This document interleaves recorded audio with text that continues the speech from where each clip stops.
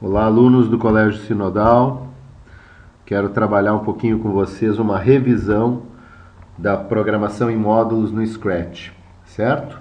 Uma das atividades que foram feitas em 2020, nesse primeiro trimestre de aula, nos meses de março e abril, foi o jogo do Pong. Um jogo simples, mas com algumas funcionalidades que são importantes retomarmos, para que não reste dúvida, ok? Primeiro, um cenário, e aí eu utilizei um próprio cenário que existe no jogo do Scratch, no programa do Scratch, selecionei ele, aqui em cenários eu selecionei, está ele sendo exibido.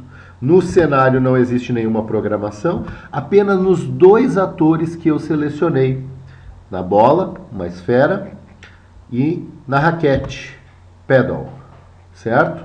Então, a programação da bola é, quando for clicado a bandeirinha verde, aponte na direção 45 graus, para que sempre a bolinha fique movimentando e mudando de direção, certo?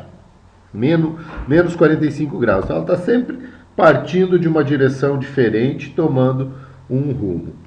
E depois disso, num grupo do sempre, então está desmembrado o sempre do aponte na direção menos 45, tá?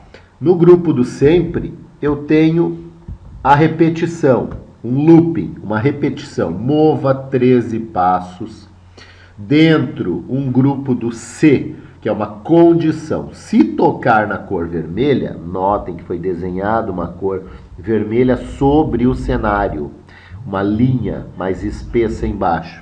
Se tocar na cor vermelha, pare todos, pare o jogo, certo?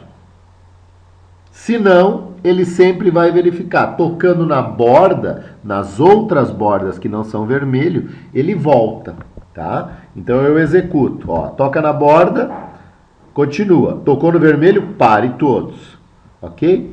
E a raquete? A raquete eu vou ter o movimento do ponteiro do mouse, certo? Então eu vou poder movimentar ele. Ó, tô com a raquetezinha do mouse aqui, é uma possibilidade, ó. Levo o ponteirinho do mouse,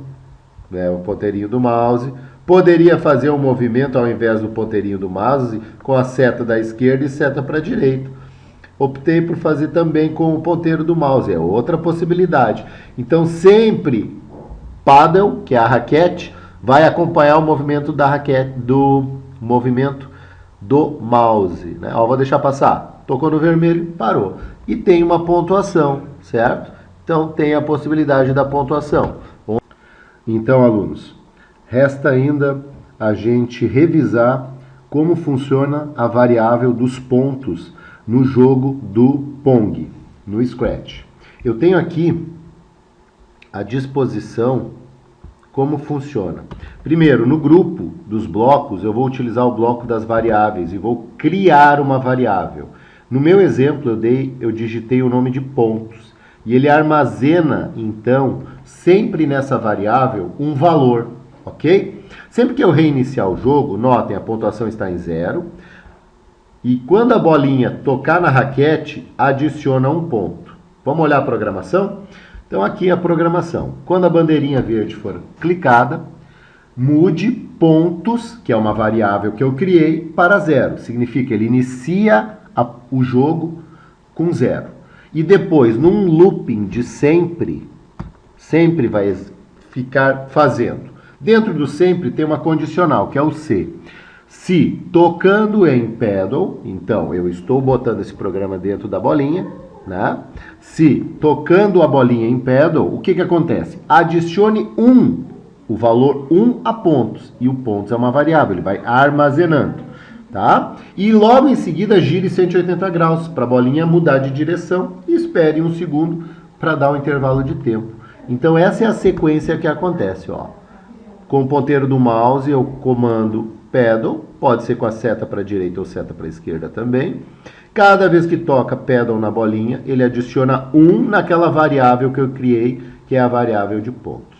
Se passar, tocou no vermelho, pare todos. Ok, gente? Bem simples.